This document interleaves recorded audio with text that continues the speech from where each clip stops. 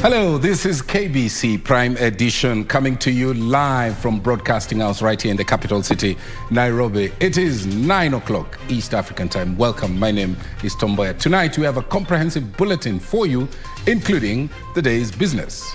My name is Betty Kiptum. A very good evening to you. We shall be telling you why the government will be requiring data collectors to seek licensing beginning mid-next month in order to enhance data protection. That's right. Plus, a little later on, we have Karen Kibet. We will be getting sporty with her. Karen, what do you have for us? Yes, my name is Karen Kibet, and in the world of sports, today marks 37 days to the 22nd edition of the Commonwealth Games. KBC Channel 1 will be broadcasting the 10-day championship, and tonight we focus on the national boxing team, the Hit Squad. You don't want to miss that. Tom? That's right. And at the tail end of this live broadcast, our colleague Safin Achengo hosts a panel. Tonight's topic is the upcoming presidential debate, and she will also be looking at the role of media in the coming elections, among other angles. So we have all that coming up tonight on this live broadcast. But first things first, our top stories.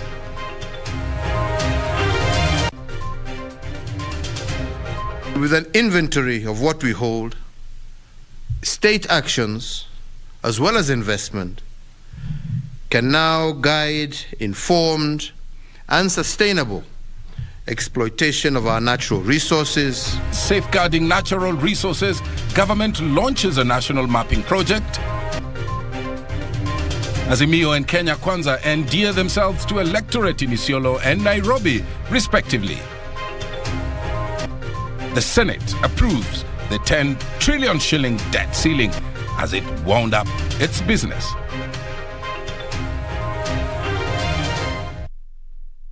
Thank you very much indeed for joining us once again. My name is Mboya. Our sign language interpreter tonight is Susan Thuku. Our socials at KBC Channel 1. My Twitter handle at Mboya24, hashtag Prime Edition.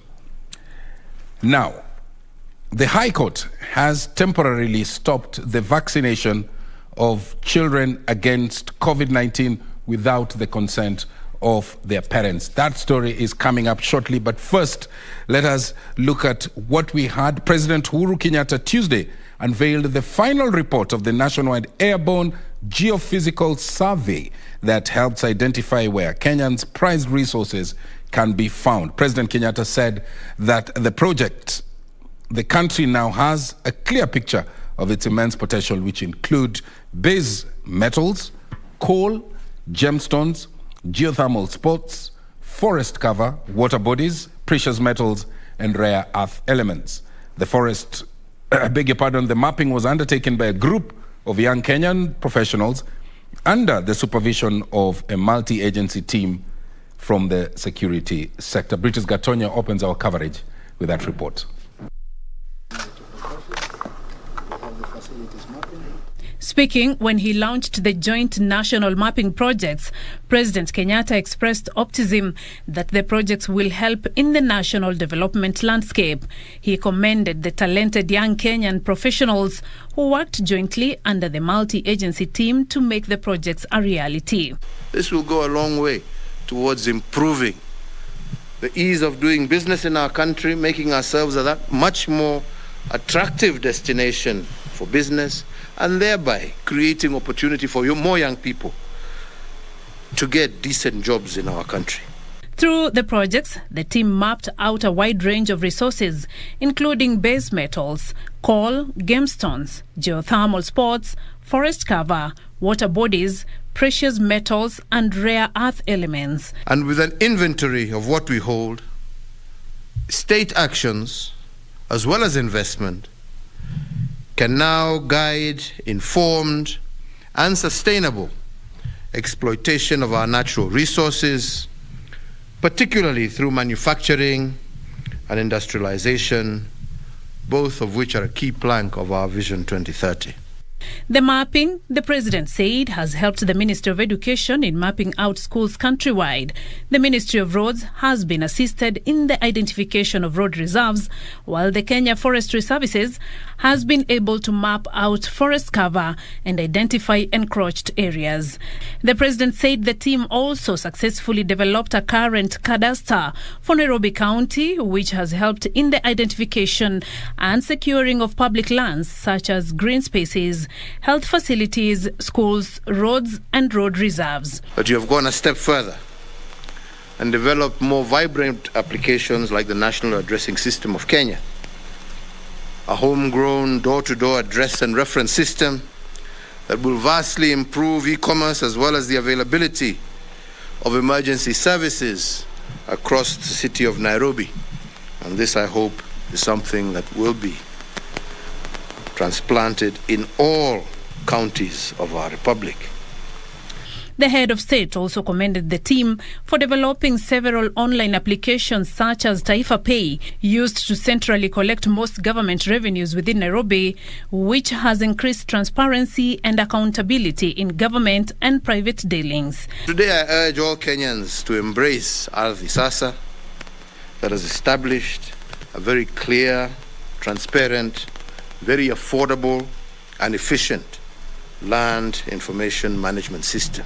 ICT Cabinet Secretary John Mushero noted that the skills used to formulate the unique innovations were a clear testimony that Kenya is a leader in technology and will go a long way in transforming service delivery in the country. The digitization of government services, Your Excellency, has placed Kenya on a global map in ease of doing business and access to government services. The president called on the government agencies to embrace innovations generated from this exercise, saying they will fast-track creation of jobs, diversification of revenue sources, and industrial development. Beatrice Gatonyingetich, Prime Edition. Just a quick reminder that at the tail end of this live broadcast, my colleague Safina Chieng will be hosting a panel on Kenya Decides. Tonight's topic will be the upcoming presidential debate, the role of media and its significance in the upcoming elections. So you don't want to miss that. Now, the High Court has temporarily stopped the vaccination of children against COVID-19 without the consent of their parents. This follows a petition filed by a parent arguing that the process is unconstitutional. Justice Anthony Mrima directed that the matter be mentioned on the 27th of June for pre-trial directions. Sarafina Robi puts that story into perspective. Following a petition filed by a parent, Enoch Aura, against the vaccination of children with COVID-19 jab without the consent of the parents, the government will now have to temporarily stop the exercise pending hearing and determination of the matter. Appearing before Justice Mrema, the parent, through lawyer Harrison Kinyanjui, argued that the move by the government was unconstitutional and was a sheer exploitation of the youth, which is forbidden by the law. The matter will now be mentioned on the 27th of June for pretrial directions. Elsewhere, former High Court Judge Robert Mogo Motitu has been arraigned in court on charges of conspiracy to defraud. It's alleged that between the 22nd of April and 19th May 2021 in Nairobi County, Mogo defrauded Jen Wangoi Wahome 6.9 million shillings. The court is also going to task Senior Counsel Wandugi, who has indicated that he knows accused who was his pupil, to assist in having him summoned and so as to appear in court. He was, however, released on a bond of 500,000 Kenyan shillings and a cash bail of 100,000 Kenyan shillings, with the plea taking deferred to the 6th of July 2022. Serafina Robi for Prime Edition. Let's now shift gears and move into the space of politics. Azimio la Umoja One Kenya Coalition Party's presidential candidate Raila Odinga has pledged to solve the elusive security issue in Isiolo and northern Kenya during his first 100 days in office if elected president. Raila, who took his campaigns to Isiolo County Tuesday, also promised to engage the government to distribute relief food to those facing hunger in the drought-stricken region. Kevin Wachira reports.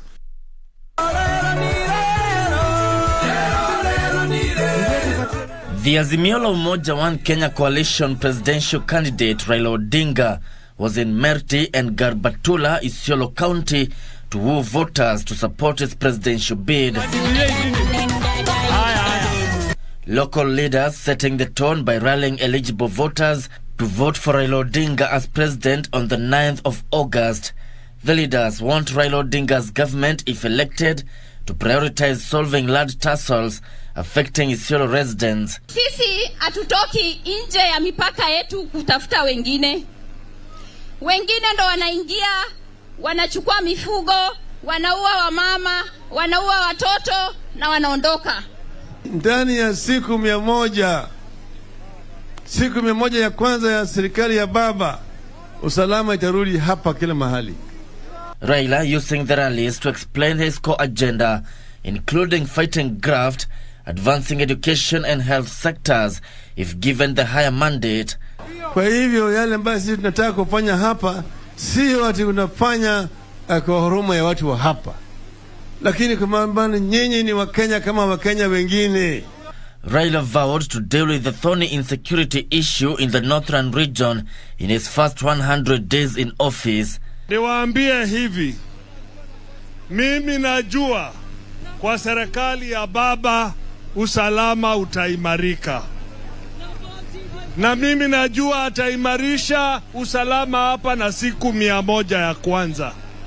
Kama ni kuleta GSU reki, baba yuko tayari. The Azimio leader promising to engage the government to step in and save thousands facing starvation in the region. Gishoki Washira, Prime Edition. Stay with politics. Deputy President Dr. William Ruto says the Kenya Kwanza manifesto will be written by the local Mwananchi and will include proposed solutions to the daily challenges that they face as they try to put food on the table. Speaking during the Nairobi Economic Forum at the Ngong Racecourse, the Deputy President urged the electorate to vote for parties where their interests will be prioritized. Here's that report. The Kenya Kwanza Brigade, led by Deputy President Dr. William Ruto, pitched camp at Ngong Racecourse for the Nairobi Economic Forum. The leaders sought views from traders and residents of the capital on challenges facing them. So, ile kitu tungeomba huko City Hall, unafaa uangalie sana. Hii design mtu anashikiwa bike yake, motorbike, inaenda inawekwa kwa yard, na every day unasikia hiyo bigibiki, mtu analipishwa ngapi? 2,200 for storage fee. Ni kama mgonjwa umeacha kwa hospitali kwa kitanda huko. Etiata moto ikichomeka sahi, imagine if you do a survey, the people who have died heart attack because of the cover fires, they are many. Responding to their concerns, the Kenya Kwanza flag bearer stated that their manifesto will be written by the ordinary Kenyans, as they are the ones who understand what affects them on a daily basis. Tukasema manifesto ya mwaka huu tunaandika na wananchi. Katika manifesto yetu, Mama Mboga ataandika paragraph. Tunataka manifesto itakayoshughulikia mambo ya mwananchi. Ruto challenged his supporters to make the desired changes through democratic electoral procedures devoid of acts of criminality. We must say no to violence. We must say no to conflict. We must say no to the use of young people to perpetuate violence and conflict by people who want to acquire power in using every means possible. We want to tell them there is only one route, a democratic route, a peaceful route to a new Kenya. Those accompanying him assured the electorate that the Kenya Kwanza government would address water shortage in Nairobi and transform Dandora dam site to generate electricity, hence creating jobs. Tumezunguka Kenya mzima wana Nairobi, one common denominator ya Mkenya wa chini ni mtu anaitwa Shylock. Sisi tunasema jambo ambayo Wakenya wanataka ni nafasi, usawa wa nafasi na nafasi za kiuchumi. When we have economic opportunities for all, we are going to have cohesion for our country. Wale ndio kusema ama nyinyi ndio kusema? The leaders then traversed Ruaraka and Mathare, selling their bottom-up model to voters. Lakini mimi nataka niwaambie watu wa Nairobi ya kwamba mwaka huu tunaweka pesa ya kutosha kwa kilimo. Mimi mwenyewe sera zangu mnajua, kazi yangu mnajua, na mutanipa kura ya seneta. Watu wa mlango kubwa mtatembea na mimi. Now, the courts have been challenged to adapt alternative dispute resolution mechanisms to reduce the backlog of cases. Speaking during the first annual Alternative Justice Systems Conference held here in Nairobi, Deputy Chief Justice Philomena Mwilu said that multiple door approach to the dispensation of justice is key in ensuring social transformation through access to justice. Let's listen in. Speaking during the annual event, the Deputy Chief Justice Philomena Mwilu said the discussions of the conference would go a long way in helping develop and deepen the judiciary's understanding and interactions on alternative justice mechanisms in the country. The discursive techniques they implement, the responsiveness to context, their appreciation of the holistic ideals of justice, and a more complete consideration of both the individual and the community are a few areas from which the judiciary can seek to improve its justice practices.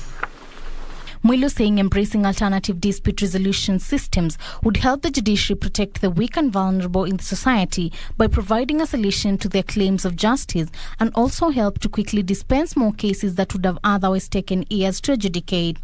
The Constitution in its text speaks to the need to satisfy the desire for inclusion, recognition, and empowerment of every person and various groups in our society.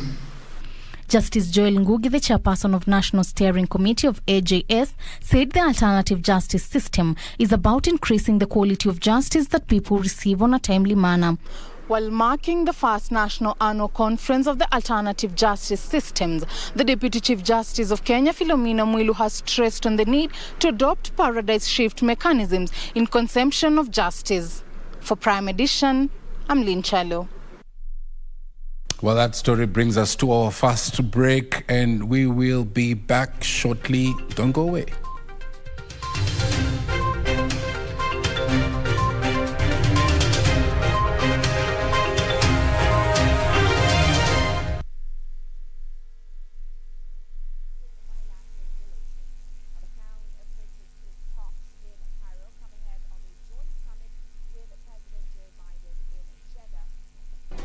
Do you have a news story to share with KBC? Get in touch swiftly on email news@kbc.co.ke or call 0723-892-654 or 0734-780-124.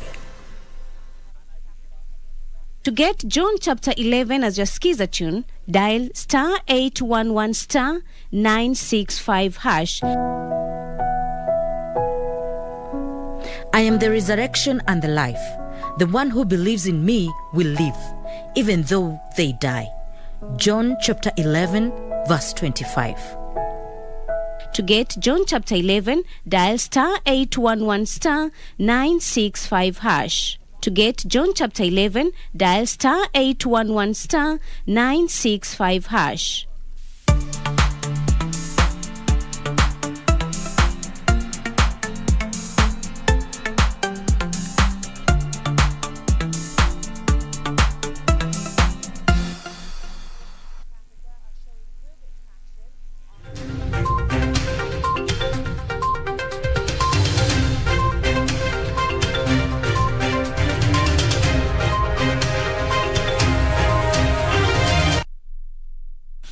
Our socials at KBC Channel 1, my Twitter handle at Mboya24, hashtag Prime Edition. Welcome to the second half of this live broadcast. Treasury has now the green light to borrow up to 10 trillion shillings after both houses of parliament approved the variation on the public debt ceiling Tuesday.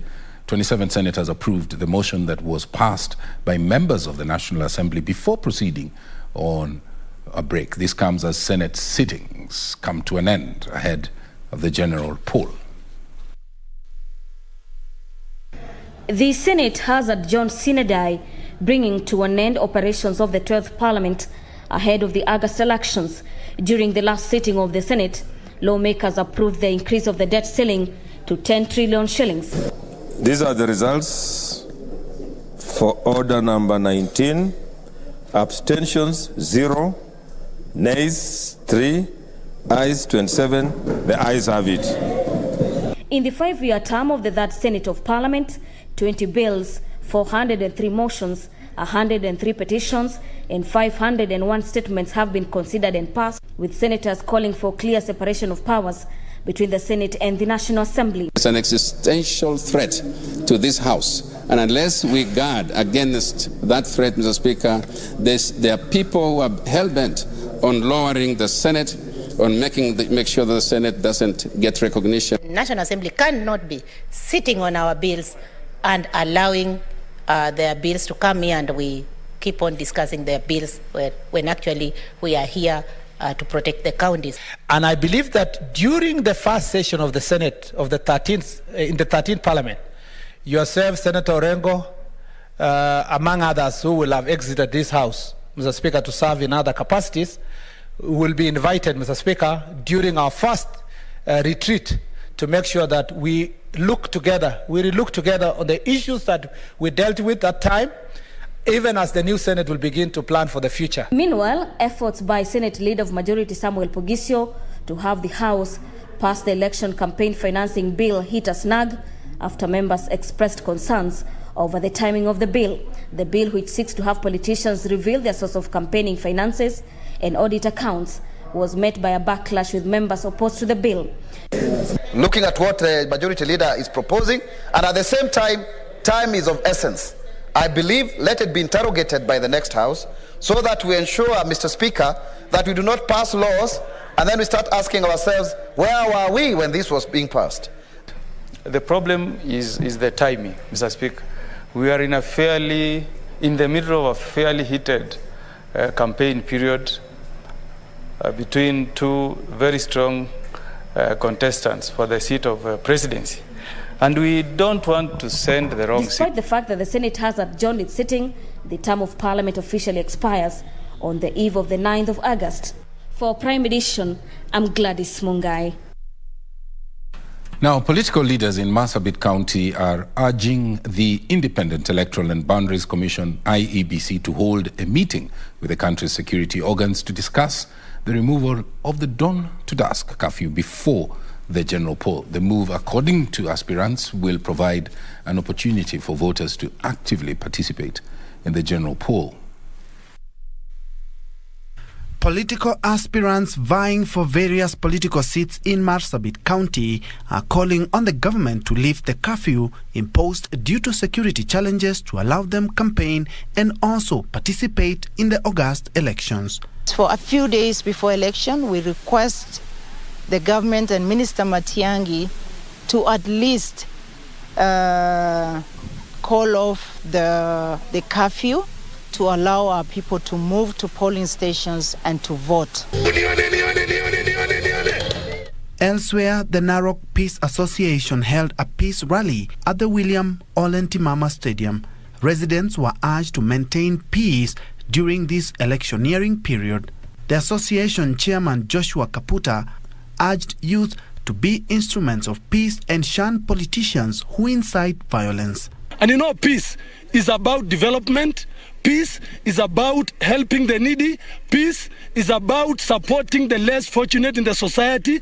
And peace is about uniting the communities that are within our counties. And Marsabit County has launched the Ufugaji Bora Maisha Bora program. The program is aimed at educating locals on good livestock practices and create awareness on the health benefits of some of the animal products like milk and meat. Marsabit County Government's Deputy Director of Livestock Services, Stephen Riongo, noted that many residents lack awareness on the health benefits of some animal products which they sell only to purchase foods which do not have the desired nutritional value. A narrative the county is keen on changing. Magonjwa ambayo inatoka kwa nyama inaenda kwa wanadamu. Na hapa Marsabit kuna utafiti ilikuwa imefanywa inaonyesha magonjwa mengine iko hali ya juu kushinda hata sehemu zingine. Over 600 pupils at Getwamba Primary School in Nairobi's Ruai area have been forced to study in the open after their classrooms were declared uninhabitable. The one-story building that housed the classes has developed widening cracks on its walls. I was told there were one of the blocks holding 8 classrooms was developing some cracks, and they had started a bit earlier. But because of the high population, it has put a lot of pressure on the buildings. Finally, Kisii County farmers are poised to enjoy high proceeds from the launch of an avocado industry by the British High Commission to Kenya. Speaking during its inauguration at Agricultural Training Center, Deputy High Commissioner Julius Scott termed the factory as a value addition chain of the current partnership between the county government and United Kingdom. Kisii Governor James Ongwae said farmers will earn 30% more from their crop following distribution of hybrid seedlings to them to increase avocado trees to 1 million. We're going to pay them based on the market value of that avocado. What that actually means is that they will get probably 20 or 30% much more than they're getting at the moment. For Prime Edition, I'm Ben Troyenjue. Now, shortly before his death in 1991, Somalia's third president, General Mohamed Siad Barre, sought refuge right here in Kenya. Thus, arrangements were made on how to rescue him from the hands of the militia and airlift him to Nairobi. The rescue mission fell in the hands of Captain James Nyongesa Wafubwa. How did he execute that mission? Nisi Mano had a sit-down with Captain Wafubwa and filed the following report for this week's episode of Military Tales.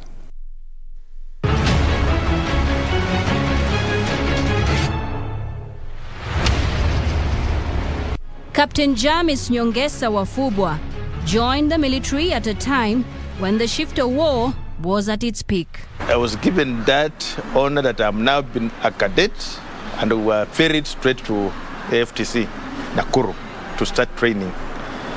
In August, we came back to Air Force as cadet pilots.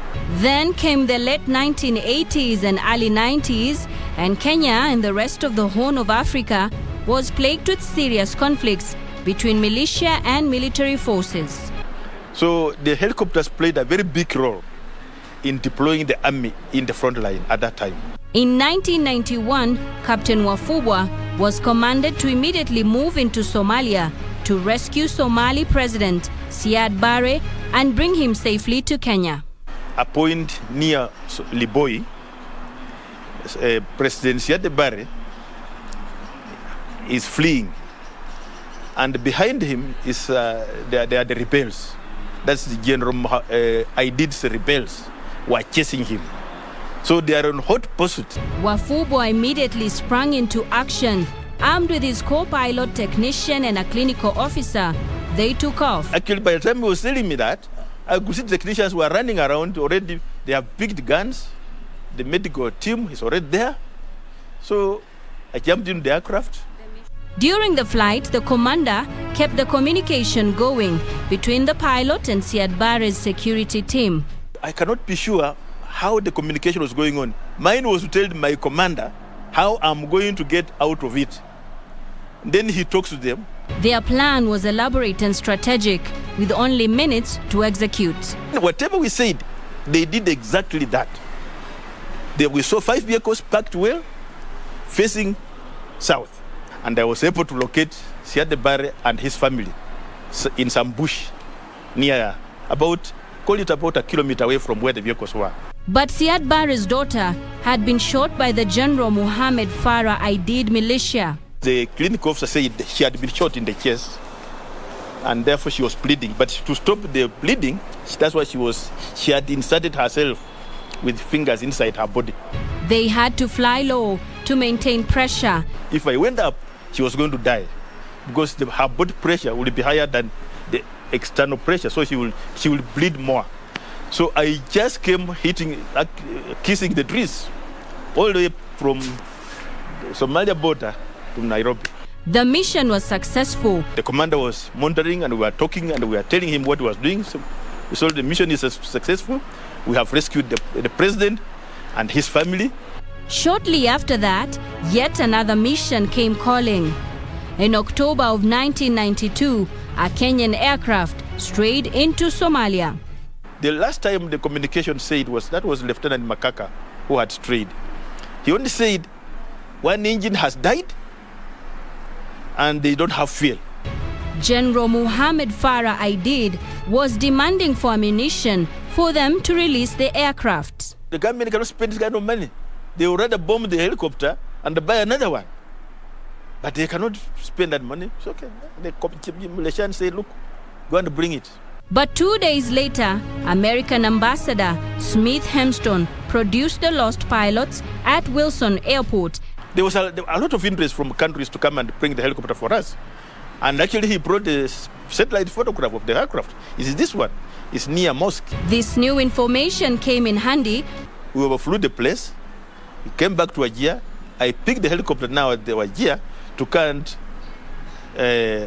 get the features around the area. And ambush they did. Those fellows didn't have time to come back to their tanks and engage our boys. They didn't have that time. We just ambushed them. As Wafubwa and the technician refueled the aircraft, replaced the dead engine and battery, seemingly oblivious to the war raging around them. I was in the cockpit checking that the instruments are all intact, the controls, the cyclic is working. Said, sawa, wakisa engine. So what personal traits worked best for Captain Wafubwa as a pilot in his numerous dangerous rescue missions? Courage. You must be very courageous. But not just being courageous, you must be courageous and you must have foresight. Captain Jamis Wafubwa Nyongesa's story is like one out of an action-filled Hollywood movie, one that is lined with many difficult, life-threatening situations, but also one of courage, resilience, and successful military rescue missions. Reporting for KBC from Nairobi County, I'm Nisi Emano.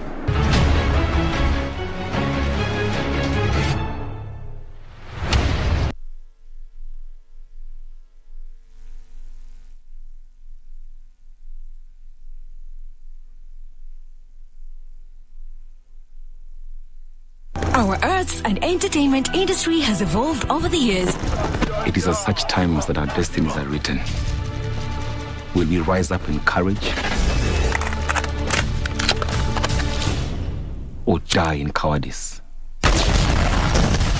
Who are the movers and shakers in film and theatre? Get trendy as we review locally produced films and stage drama every Wednesday at 9 p.m. on Cinemas and Theatre. Brought to you by the Kenya Film Commission.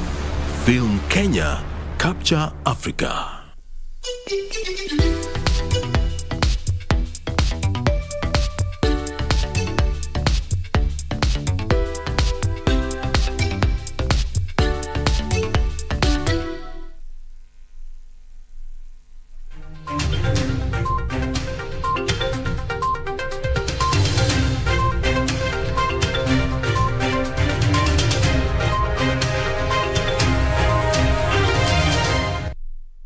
Welcome back. Improved cassava, buyer power. It's now time for business news. Thank you, Tom. Time to get the latest in the business world. My name is Betty Kiptum. Now, data collectors and processors will from mid-next month require a data protection certificate to be licensed to operate in Kenya. ICT Cabinet Secretary Joe Musheru says the government has engaged experts who will help targeted companies comply and understand the country's data protection laws. In March this year, Parliament approved a set of data regulations aimed at safeguarding personal data in the country. The policies passed included the Data Protection Regulations 2021, Data Protection, Complaints Handling and Enforcement Procedures Regulations 2021, and the Data Protection, Registration of Data Controllers and Data Processors Regulations 2021. The government says the new policies are aimed at protecting public data against abuse. As a country, we now have not only a data protection law, we have regulations, and these are coming into force next month.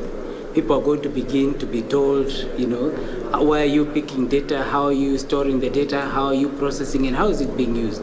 To enhance compliance with the new data laws, the Office of the Data Protection Commissioner earlier in the year pushed for amendments to some sector regulations like the Central Bank of Kenya Amendment Act 2021, which saw mobile money lenders fall under CBK oversight and compelled them to have a certificate in compliance with the Data Protection Act. You might be a Kenyan company, you have a global client, the possibility of breach could affect your company significantly, your reputation, your revenue. So there is need to ensure that you're actually complying with data protection. And that's the registration process as just one aspect of registration. Speaking at the launch of the Data Protection and Privacy Conference convened by data consultants Johan Consults in Nairobi, stakeholders emphasized on the importance of data protection, adding that it begins with an individual. Data breaches, people need to be able to identify and report that their data has been stolen or has been used.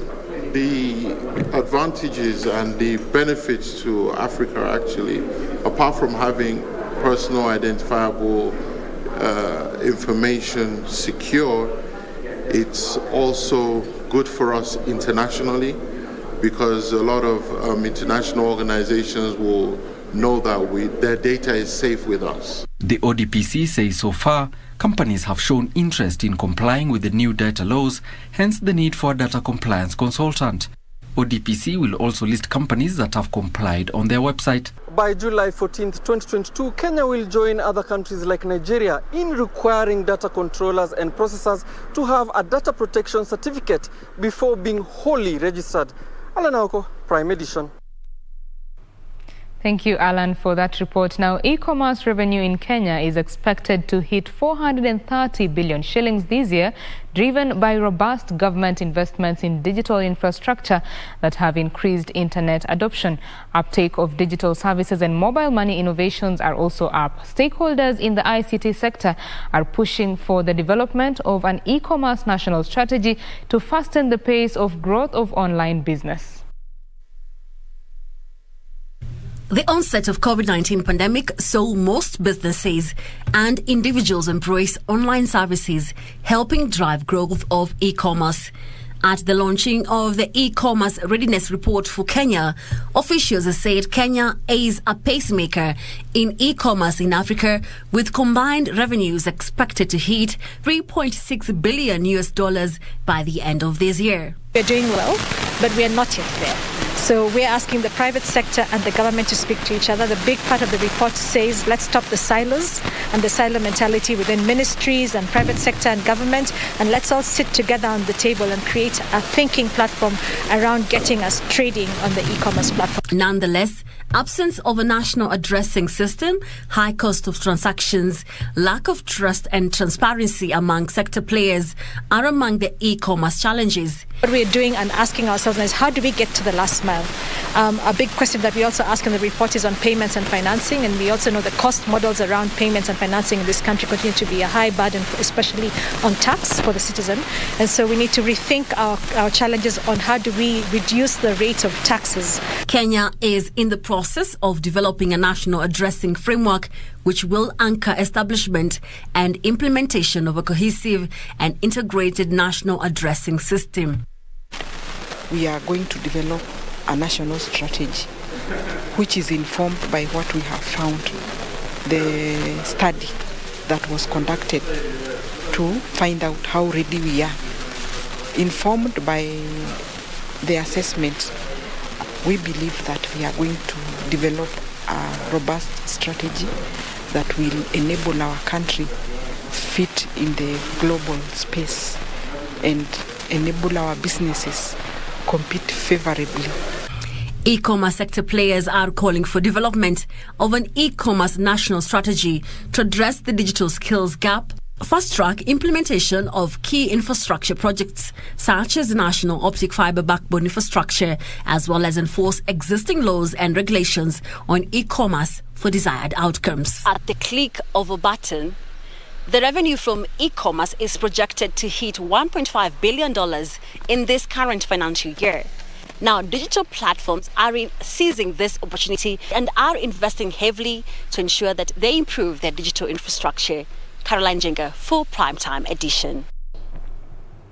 Now, Kenya and Turkey are banking on improving the ease of doing business for investors to grow trade threefold from 41.1 billion shillings in 2021 to a mutual target of 131 billion shillings. Turkey's ambassador to Kenya, Ahmet Semil Miroglu, says establishment of special economic zones would make it possible for Turkish and Kenyan businesses to trade seamlessly. Turkey and Kenya currently enjoy good bilateral relations, having established diplomatic ties in 1967 that have deepened following high-level visits from both countries. Despite this, a trade between the two countries has remained low, worth 41.1 billion shillings in 2021.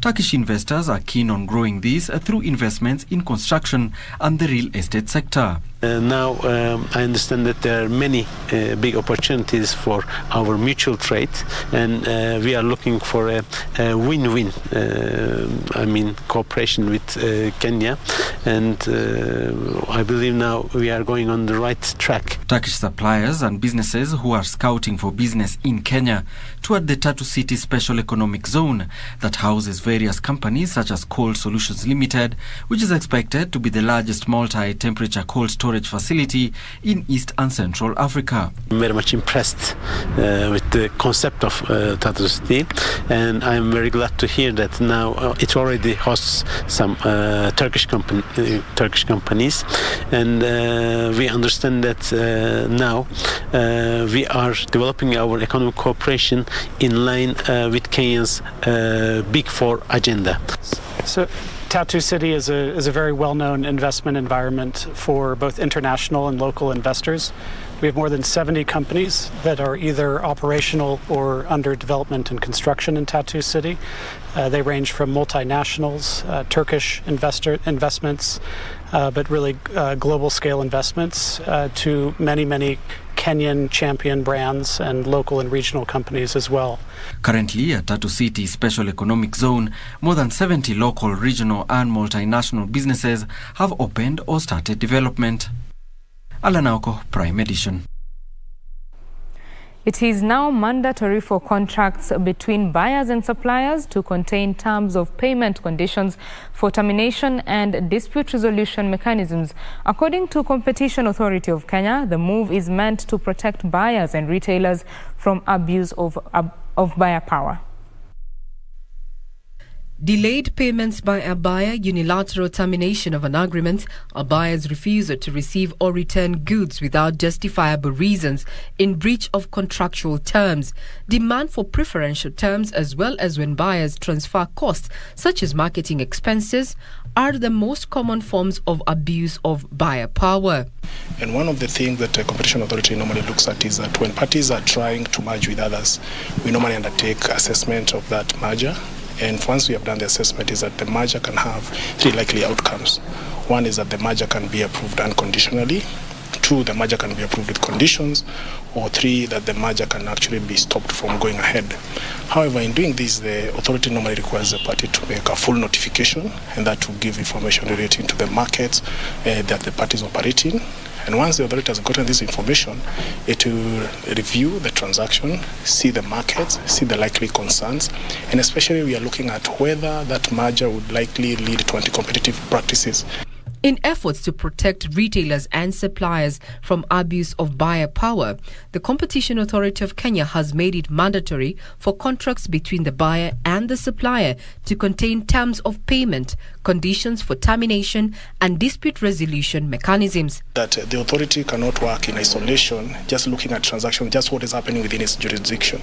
We have to go beyond that. We are cooperating with other agencies. If you look at the discussions that are happening around, like now, the East Africa Competition Authority is almost becoming functional. Commercial competition is there. Discussions around tripartite ACFTA. That competition agencies have to collaborate and look at the global entities and how they are behaving in their markets. So far, 38 million shillings owed to MSMEs in the insurance value chain have been disbursed following investigations into abuse of buyer power targeting 18 insurance companies that had not honored clients' claims.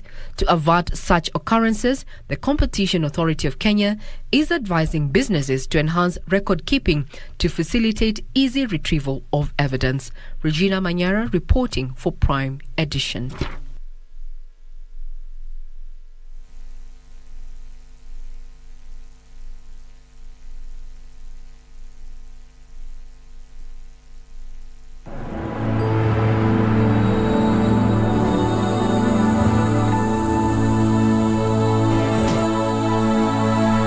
Every day, over 15 million members are transforming Africa.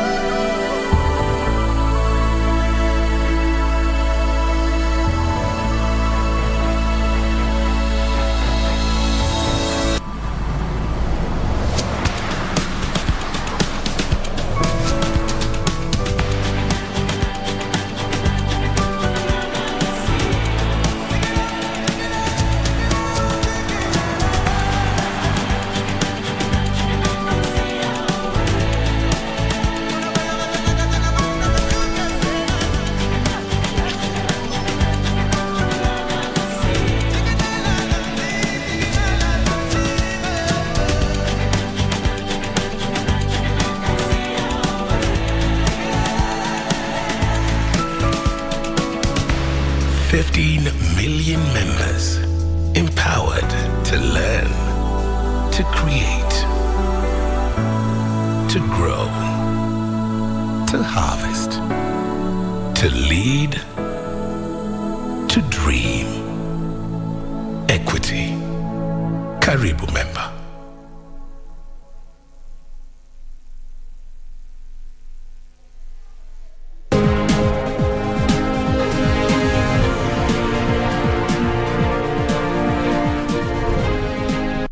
Welcome back. Now, Kenya Agricultural and Livestock Research Organization has unveiled a new cassava variety that is resistant to mosaic and brown streak diseases, which have been blamed for crop failure or reduced harvests. KALRO has set up seed units to help in the distribution of the new variety to farmers that is backed to boost yields. The cassava mosaic disease was a real problem in the mid-1990s as it spread across East Africa, causing over 80% in yield losses. Currently, cassava yield losses attributed to the cassava mosaic disease in East Africa are estimated at 7 billion shillings. To help reduce the losses, the Kenya Agricultural and Livestock Research Organization has unveiled a new cassava variety that is resistant to both the cassava mosaic disease and the cassava brown streak virus. And we also have some cassava varieties which are doing very well in this region of Busia. These varieties are resistant to cassava mosaic disease and the cassava brown streak disease, which are very serious disease in this particular region of Busia County. So far, researchers say the two diseases are to blame for reduced cassava production as well as lower acreage of land under the crop. To drive up the uptake of the cassava variety, the Kenya Agricultural and Livestock Research Organization has set up seed units that can produce more disease-free and high-yielding variety. The problem has been lack of enough clean planting materials of cassava. But with the help of this project under KSAP, we have come up with a lot of seed units that are producing good seeds that are free from these viral diseases. And we have even gone far to take these seeds to the farmers around here. The Kenya Agricultural and Livestock Research Organization is also sensitizing and training farmers on the best crop husbandry and how to secure market for the produce. Reporting for Prime Edition, I am Teresa Mutai. And internationally, the U.S. crude oil refining capacity has declined as plants shut during the outset of the coronavirus pandemic, causing pump prices of petroleum products to spike. Several plants are being converted to facilities that can produce cleaner burning renewable diesel, but at least for now, those facilities will not fully replace those refined barrels. Here are the details of these and more from across the globe. There are at least 12 renewable diesel projects worth more than $9 billion under construction, with another 9 proposed. The 12, along with existing plants, are expected to produce about 135,000 barrels per day of renewable diesel by the year 2025 from around 80,000 barrels per day. Globally, about 400,000 barrels per day of combined diesel, jet fuel, and fuel oil capacity has been lost since 2019. Growing demand and refinery losses have pushed diesel prices to record levels. The retail price of US diesel has surged by 80% this year, and low inventories have raised the potential for shortages. US stock of distillates, including diesel, are down 19% from a year ago. Meanwhile, former Tesla employees have filed a lawsuit against the U.S. electric car company, alleging its decision to carry out mass layoff, which violates federal law as the company did not provide advance notice on the job cuts. The lawsuit was filed in Texas by 2 workers who said they were terminated from Tesla factory in Nevada. According to the suit, more than 500 employees were terminated at the Nevada factory. The workers alleged the company failed to adhere to federal laws on mass layoff that require a 60-day notification period under the Worker Adjustment and Retraining Notification Act. Tesla, which has not commented on numbers of layoffs, did not immediately respond to requests for comment about the lawsuit. Finally, imports from China's Xinjiang region are due to be banned in the US from Tuesday as new rules come into force. Under the regulations, farms will have to prove imports from the region are not produced using forced labor. US officials have claimed members of the minority Uyghurs community in the region have been detained and made to work. China has repeatedly rejected the accusation that it is holding Uyghurs in internment camps in Xinjiang. Several imports from the resource-rich region, including cotton and tomatoes, have already been banned from the US. The restriction will be extended to all imports from the region. Reporting for Prime Edition, I'm Terry Njenga. Well, that's it for business news this particular evening. Karen Kibet is standing by on the other side of the studio to bring you the latest in sports. My name is Betty Kiptum. Do have yourself a lovely night. Bye-bye. I'll take it right away. Thank you, Betty, for keeping us up to speed with the latest in the world of business. Let's now delve into matter sports. My name is Karen Kibet. Now, the Kenya Judo Federation will host the Africa Junior and Cadets Championships from the 21st to the 24th of next month at Kasarani. Now, over 40 countries have expressed their interest to participate in the 4-day championship, which nations like Algeria, Tunisia, Cameroon, Nigeria, Tanzania, Uganda, Burundi, Angola, Mozambique, Mauritius, Senegal, and South Africa are ready to take part. The event will act as a qualifier for the World Cup Championship scheduled in October in Poland. Kenya will also use the championship to prepare for the Africa Youth Games scheduled for Cairo in September this year. According to the quota that we have been given, we will only manage to send 2. That is a lady and a man. The lady is the African champion in the plus 78 kgs, Perista Busire, and the man is plus 100 silver medalist.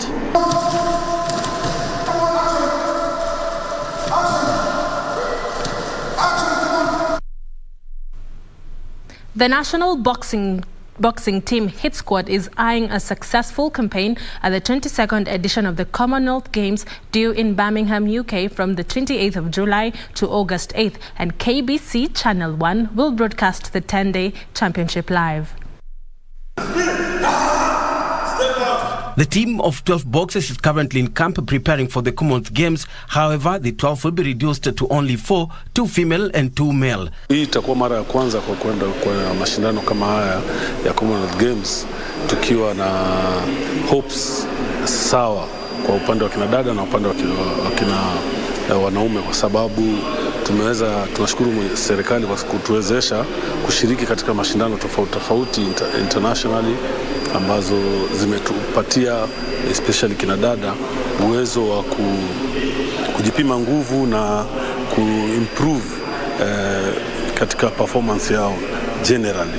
The four will be charged with hunting medals for Kenya in the discipline at the games, where Christine Ongare won bronze at the games last edition in Gold Coast. Training inaendelea poa, na by the time training inaisha utakuwa ready kuperform na Wakenya watarejea. Sasa unajua tuko watu kiasi ile sana unapata uwezi jificha. Coach anajua sahihi anaona kila mtu. Sasa preparation tuko fiti, tuko poa kwa hiyo community ya Birmingham na mambo yanakuwa fiti, mambo yanakuwa poa.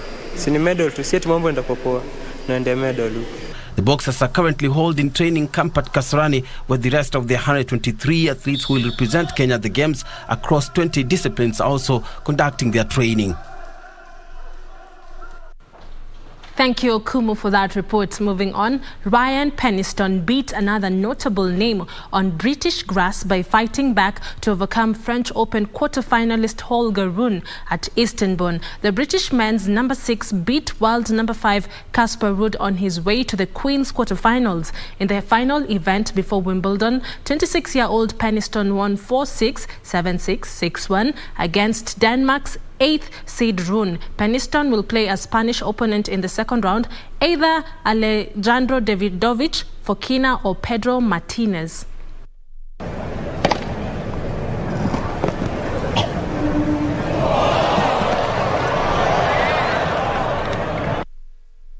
And finally, Manchester United hope to persuade Denmark midfielder Christian Eriksen to join them before the new season. It was thought the 30-year-old will prefer to remain in London after making a successful comeback with Brentford in the second half of last season. Brentford hoped Eriksen would stay on, while it was thought Tottenham Hotspur were also keen to resign him. However, a deal has not been agreed with either club, giving United the chance to make an offer for the free agent.